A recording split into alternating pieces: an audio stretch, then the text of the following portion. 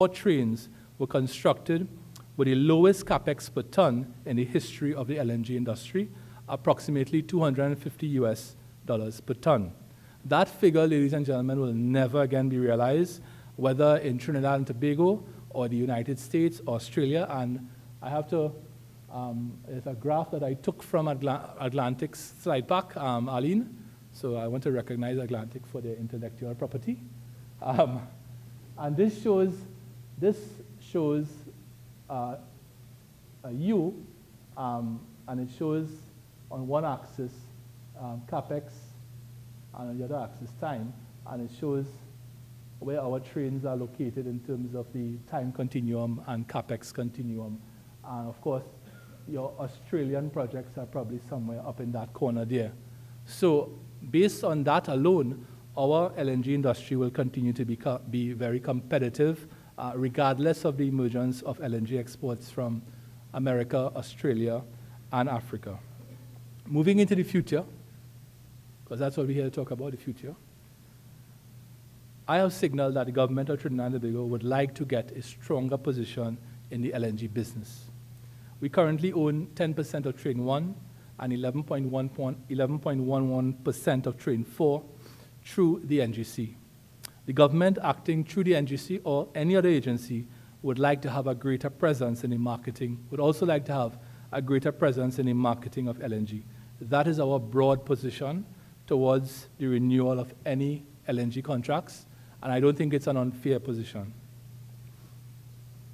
New trains, and it's again going back to cost, new trains in Australia, I am advised by global reports, could cost as much as 3,000 US per ton. It should also be noted, and as a project going into the future, again from a sustainability point of view, that Atlantic is considering a boil-off gas project, which would see natural gas that is lost when loading vessels captured. And again, that's very good for the industry. It's a project the ministry supports as it lends to energy conservation and makes more gas available for export as liquefied natural gas. And finally, a bit on the downstream sector. The future of the downstream sector can be defined along the lines of the following initiatives. 1, protect the base. And over the last 3 years, what does that mean? Protect the base. Over the last 3 years, we've heard many people say plants are going to pack up in Point Lisas and leave Trinidad and Tobago. Nobody has left. Nobody has left Point Lisas. In fact, 2 years ago, I remember one politician saying that one company was preparing to leave Point Lisas, so that company is still there. So 1, protect the base. 2, energy efficiency, very important for Point Lisas. 3, further downstream of methanol and ammonia. 4, development of Union Industrial Estate. Trinidad and Tobago's downstream sector, or the base as I call it, is constituted into 11 ammonia plants, 7 methanol plants, 1 urea plant, 4 direct reduced iron modules, and 1 AUM plant, which is ammonia, urea, melamine. Trinidad and Tobago remains the largest exporter of ammonia and methanol in the world. And maybe if we have more time in the future, we'll talk about the future of the ammonia and methanol industry, and that's something we can invite the players at Point Lisas to talk about. In the face of the shale gas revolution in the United States, we clearly have to think very carefully about the future of Point Lisas. One policy of the government is to facilitate going further downstream of ammonia and methanol. We have succeeded somewhat in that regard with the going downstream to urea and to melamine. The proposed Mitsubishi to dimethyl ether plant, which will be located at Union Industrial Estate in La Brea, proposes to produce methanol from natural gas and then to go further downstream to dimethyl ether by combining 2 molecules of methanol and removing a molecule of water. DME, ladies and gentlemen, or dimethyl ether, is a replacement for both propane, which we use as cooking gas, and diesel. The government has also received a proposal for a methanol to gasoline project. The holy grail has always been, however, going from natural gas to plastics, and that has eluded us for the last 40 years. It's something which the energy planners back in 1974 at a special conference on natural gas have talked about. I want to talk a bit about energy efficiency. Energy efficiency is important to our future as a country. By 2025, we expect that a number of investments would have been made to upgrade existing plants at Point Lisa towards making them more efficient. In some cases, such as Trinidad and PCS, that has already started, and we commend those companies for that investment. Efficiency speaks to a metric, MMBTU per ton. That's the unit of energy used to produce 1 ton of ammonia or methanol. The older plants at the Point Lisa industrial estate are less efficient than the newer plants. The level of efficiency at Point Lisa ranges from 50.5 MMBTU per ton for the older plants to 33.4 MMBTU per ton for the newer plants. So that is a huge gap in terms of energy efficiency. In winding up, I want to talk a bit about power generation in Trinidad and Tobago. We have one slide here on power generation, and this shows the green being the total contracted, actual and forecast demand being the orange type color, and total installed being the blue. In terms of energy efficiency, it is in the highest national interest that we produce TGU to its maximum capacity of 720 megawatts per hour. That, when we do our rough back of the envelope calculation, if we were to increase TGU to maximum capacity and commensurately reduce the production of power from other power plants, we will save the country approximately 50 to 60 million standard cubic feet of natural gas, which may not sound like a lot of natural gas, but is actually enough natural gas to run an ammonia plant. That's a lot of natural gas for an ammonia company. I just want to dwell a bit on a couple slides. First, port infrastructure and development. Vernon will not forgive me if I didn't talk about port infrastructure and development. Logistics, very important to our industry. And there are three projects planned. There's the Brighton port expansion, capital expenditure, 140 million, and scheduled to start this year. And this project will accommodate the Mitsubishi project, located not too far from it. There's the Galuta Phase 1 project, $80 million capital expenditure. And that is scheduled for completion in August 2nd quarter 2014. We expect to cut the ribbon in August 2014. Almost finished the Galuta Phase 1, and we'll start right after that Galuta Phase 2, which is $110 million US capex. This is what the Galuta Port Phase 1 looks like right now, and Phase 2 is expected to be somewhere in this region here. What is the significance of that little piece of infrastructure? Well, the significance is very powerful. If you drive to Chaguaramas, you would see that a lot of the energy companies have their logistics and shore bases in Chaguaramas. But the industry is mainly on the East Coast. So they obviously have to sail around the island to get to the East Coast. That means additional time and additional money. So what the NEC has done is to provide a logistics base in Galuta for those companies. And we have received many expressions of interest from companies wishing to relocate to the Galuta area. BG is located at Chaguaramas, as is EOG. BP operates out of La Brea. This would also mean a faster reaction time for supply vessels in the event of accidents and emergencies. So that's the Galuta Port project, and if nobody comes with on, we could always convert it to a resort, right? It looks very nice, right? But they will come, because if you build it, they will come. So in conclusion, what's the future looking like? Of course, efficient market hypothesis tells you that you could never predict the future. That's a piece of economics out of the Chicago School of Economics. In the upstream, BP has a Juniper project, and I'm winding up now with what is the future. In the upstream, we expect BP to commence work on the Juniper project this year. Norman, is that a fair comment? Fair comment, right. And that Juniper development will bring online 1.1 trillion cubic feet of natural gas and will cost BP $2 billion in capital investment. Based on the OBC seismic that BP has done, we expect that the next project after Juniper to be the Angeline project, which we are not too sure what the reserves would be, but we are very optimistic. BG is currently in the process of its starfish development, and that will be finished by September of this year. BG is also going to be developing Block 5C and Block 5D, again, natural gas. BHE Billiton has gotten the ministry's blessings to go ahead. We've extended their production sharing contract, the Block 2C production sharing contract, and they are going to start to work on the Angostura Phase 3 project. Again, that's natural gas. And then there is the BHP BP Deepwater campaign, which has already commenced. Centrica will be in the process, as we look into the future, of developing its reserves, mainly in the north coast of Tobago and in the Gulf of Paria. And then there's Trinity.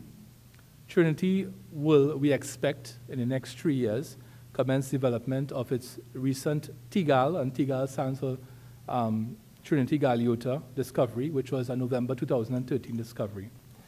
Petrotrin, in terms of the future in oil production, we expect to see the Southwest Soldado project completed, the Jubilee project, enhanced oil recovery investments based on 3D seismic in Trinidad and 3D seismic on land. And the 3D seismic on land, that has been finished since 2011. We expect to see increased activity on land arising out of the three licenses that will be awarded to range, territorial, and lease operators.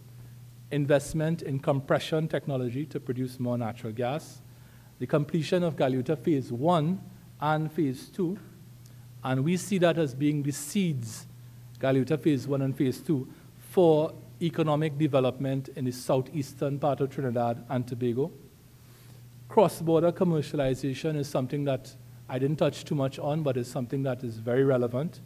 We expect that by 2025, we would commence production from the Laura and Manatee field and other cross-border fields. I'm not saying that we're going to start that in 2025 for members in media, but by 2025, that should be on production, because somebody may report that I said that we'll start production in 2025. I'm just saying what we expect 2025 to look like. Oil production will commence from the deep water in the year 2019, if all goes to plan. And somewhere in here, there's a graph that is a very interesting graph, probably the most interesting graph that I have in the entire slide pack. This is the expected forecasted oil production from the deepwater production sharing contracts, and this is based on the years 2014, and it goes out to the years 2043. It shows production from the deepwater expected in the year 2019, and this is based on the production profiles from the economics that was submitted to the ministry. 2019, in my opinion, may be a bit early, but still this is the data from the ministry. What it shows, however, is this peak here. I don't want to get people too excited, but that's about 150,000 barrels of oil per day, based on the estimated reserves in those deepwater PSCs, and that's actually what we call the mid case. There's a high case, a low case, and a mid case. So theoretically, I want to be very careful. Theoretically, what we are saying is that should we be successful in our deep water, should we find discoveries looking like the one we showed earlier, this very impressive slide here from Vincent Pereira, we will be looking at a significant jump in oil production by the early part of the next decade. Currently, Trinidad and Tobago produces about 81,000 barrels of oil per day. So could you imagine what 150 additional barrels will do to the economy? So that's just some food for thought. As I said, we're talking about the future. Nobody could accurately predict the future, but we could have some idea based on existing data what the future would look like. And we expect that production right now in Trinidad and Tobago is around 780,000 barrels of oil equivalent. And we arrive at that number by converting the gas production, which is 4.2 billion cubic feet of natural gas per day, to barrel of oil equivalent by dividing by 6, and that brings you to 700,000. 4.2 divided by 6, 700,000. And you add the oil production to that, and that brings you up to 780,000. So that's where we are right now, 780,000 barrels of oil equivalent, and we assume 6,000 cubic feet of natural gas equal 1 barrel of oil. So 780,000, and we expect that by the year 2025, if that graph holds, that we would shoot past 1 million barrels of oil equivalent per day. So that's what the existing data is saying. I'm not saying that's what I'm saying. It's what the existing data the ministry is saying. In terms of midstream, that's the LNG business and so on, we expect that small-scale LNG will become a reality by 2025. Of course, it will happen before that. We expect that a Caribbean natural gas market would emerge because the Caribbean economies have become simply too dependent on expensive fuel oil and diesel. By then, we would have had renewals of Train 1 and Trains 2 and 3. We would have renewals of the NGC domestic contracts, and we would have completed the bottom of the barrel upgrade at Point-a-Pierre and the boil of gas project at Atlantic. And there may even be, by the year 2025, a 5th LNG train operating in Trinidad and Tobago, depending on the amount of new natural gas that we find. In terms of downstream and power generation, Mitsubishi and Nilamasi should be well on the way by then with their methanol to dimethyl ether project. Energy efficiency projects would have been implemented at Point Lisas, and we'd have gone further downstream of ammonia and methanol, utilizing an area of land, which the chairman always reminds me of, the chairman of the NGC, an area of land that we call Point Lisas North. This right here is the Point Lisas Nitrogen Limited Plant, PLNL. The PLNL plant used to be the farmland Miscam plant. It's the northernmost facility on the Point Lisas industrial estate. And this area here, which is about 250 hectares, is the area called Point Lisas North. And that's the area where we see Point Lisas expanding to in the future. And that's what we're here to talk about, the future. Not the past, as many people like to talk about the past.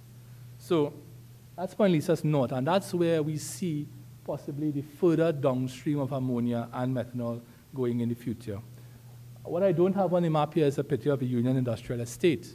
But we have said that the Union Industrial Estate will be the next Point Lisas. The anchor tenant is Mitsubishi, together with Nilamasi, with their methanol to dimethyl ether project.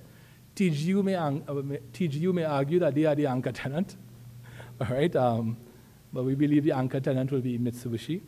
And by the year 2025, we would need 2 more power plants in Trinidad and Tobago, because by the year 2015, 2016, the excess power from TGU will be consumed. And by around 2018, we would need a new power plant in Trinidad and Tobago, and we would need another one before the year 2025, because demand for power in this country is always growing. So, in closing, I don't want to say I am optimistic, I want to say I'm very hopeful, because hopeful is not as, hopeful is a little bit below optimistic, right? I'm very hopeful about the future of the country. I think, as Conrad knows, because he has sat in finance and energy in terms of ministries, this industry is so heavily intertwined with our prosperity and our standard of living. It is mind-boggling, the role that this industry plays. So I could say with a degree of certainty that the energy sector is going to continue to provide that level of support for the economy of Trinidad and Tobago into the future, into the year 2025. There are some very important topics that I didn't get time to touch on, one of them being renewable energy. There is a role for renewable energy in Trinidad and Tobago. There is also the issue of the subsidy, which we must address as a people at some point in time.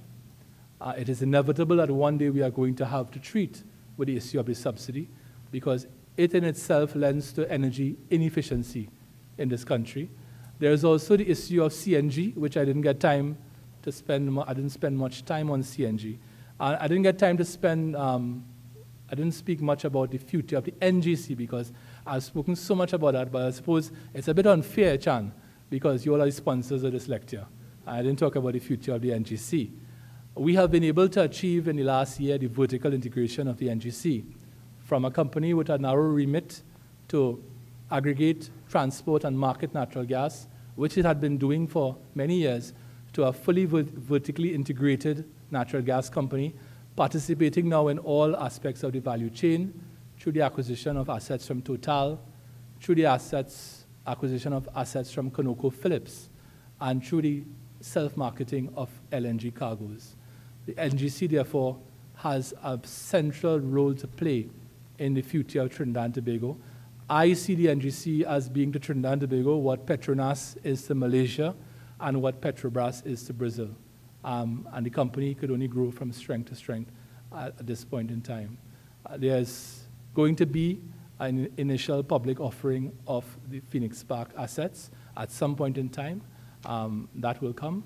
And when that happens, for the first time, the people of Trinidad and Tobago will have an opportunity to directly own the valuable assets of the energy sector. So that's my humble offering here today. It's now almost 8 o'clock, I see. I don't know how long I was talking for. But the ministry does have a cricket match right now at the Guaracara Park. And I have to go down there now. So I want to thank everybody, and I want to say thanks for showing so much interest in this lecture. We are going to try and do another one before the end of the year. There are a couple people I'm talking to locally. Before we go foreign, there are very good people locally that we could talk to come and do a talk on the energy sector. And I will address some of those topics that I've left out in a future discourse. Thank you very much.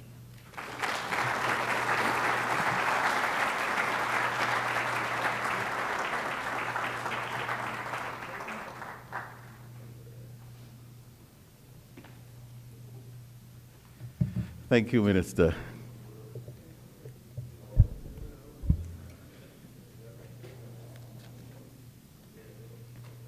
It sounded like a parliamentary debate without the other side.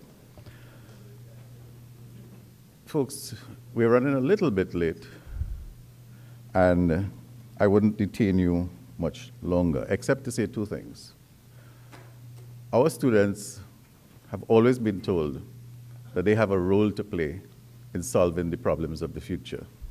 I think what the minister has in fact done is to confirm how difficult or how easy that role has just become. One of the things I said when I started to teach was that whenever you have completed your studies, one of the things that you must be prepared to do is to advise the Minister of Energy on energy matters. What remains to complete your study is, of course, the impact on the consolidated fund. Because while energy is doing a lot of stuff, remember that the way we run the country, the way we get goods and services is based on taxes. And this has an impact. So the more aggressive you are, you have to manage the revenue flows. But that's for the next lecture. Minister, thank you so very much for giving us what I consider to be a very good detail on what the possibilities are. We've always known, and we will always remember, that the quality of life and the improvement in quality of lives across the globe is really a product of energy resources. And therefore, as long as countries and as long as governments and as long as peoples continue to want to have a better standard of living and a better quality of life, the energy sector, and energy in particular, will continue to play a major role in all its various manifestations. Russell Boodoo, where are you? Russell Boodoo, TOSL Engineering Manager, Business Development. Are you here? Could you come here, please?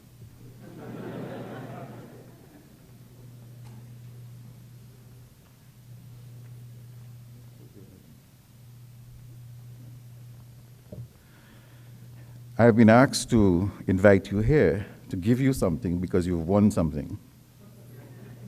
So,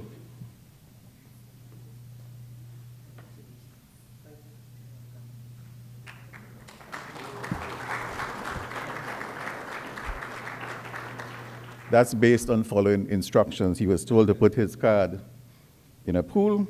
He did that. He got a prize. We have another one. Dr. Khan. Dr. Khan, could you please come on stage?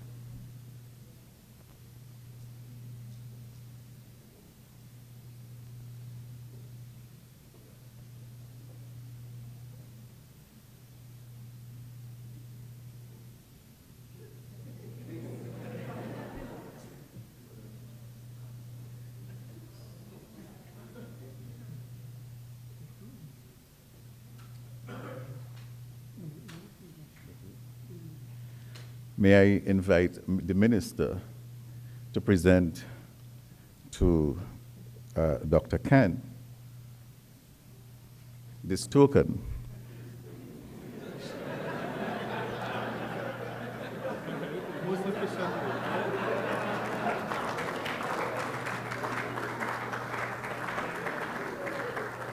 It is in recognition of the work that we've done in the MBA in Sustainable Energy program, and its recognition by those who are involved in making this event, and this school, by definition, part of the global landscape. We are now, by virtue of this particular qualification, this particular program, part of the best in the world. And this, I think, is something that we need to recognize. Thank you so very much.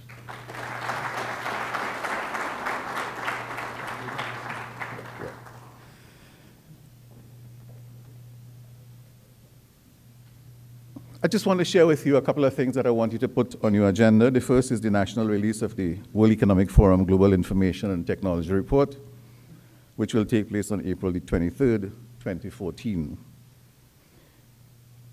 This would be a breakfast event to be followed by the formal proceedings. Another save the date, as Nirmala tells me, is the Disney conference, which would be held at the Hyatt on June the 4th. As you know, the school offers the MBA in Sustainable Energy Management program. The next intake will be May 2015. For those companies or persons that are interested in this program, you can contact Dr. Khan or any of our Lockjack team present this evening. We want to extend appreciation to the NGC for their sponsorship. I want to invite Professor Carrillo on stage to hand a token of appreciation to Mr. Rup Chan Chedi Singh, chairman of NGC. I also want him to have a conversation with him while he's doing this about some support for Energy Sustainable Incubator and some other things. So please.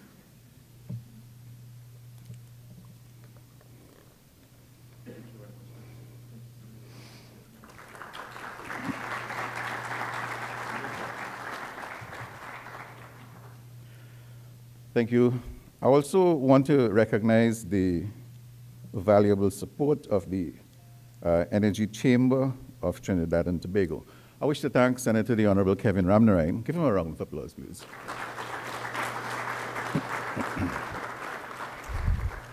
To deliver in the inaugural lecture on the Energy Lecture Series. Minister, I invite you on stage to accept a token of appreciation on behalf of the Lockjack GSB. And of course, making this presentation is our boss, Professor Carrillo. Thank you, Brian.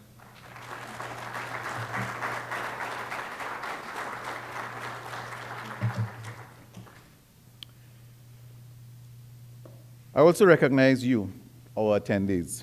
You've been a wonderful audience. You've given up your Saturday evening to be here for this important session. With this being said, I want to invite you to join us for cocktails in the Gordon Draper Atrium, and as well to view the exhibition set up in the atrium from booths of the National Gas Company of Trinidad and Tobago, Synergy Resources Limited, Honeywell Automation and Control Solution Caribbean Limited, US Contractors Limited, Novus Tech Limited, Energy Dynamics Limited, Atlantic LNG, Carillion, Yachts Engineering Limited, Rockwell Automation in partnership with ECM and Stork technical services.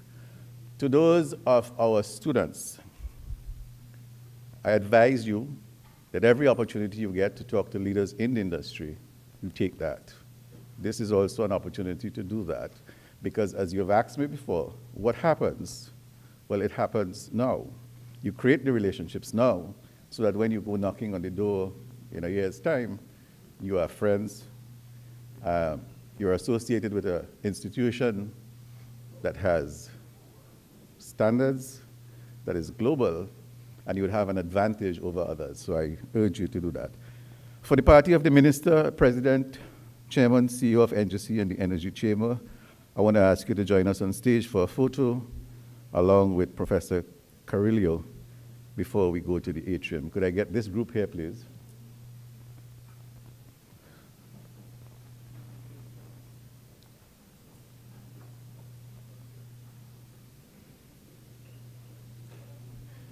Ladies and gentlemen, this is the group of men and any women.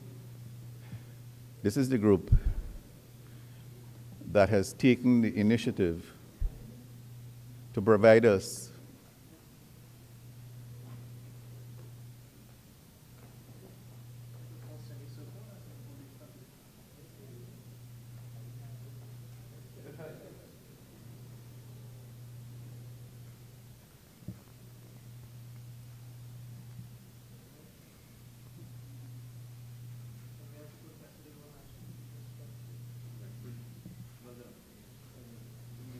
Ladies and gentlemen, the Energy Lecture Series group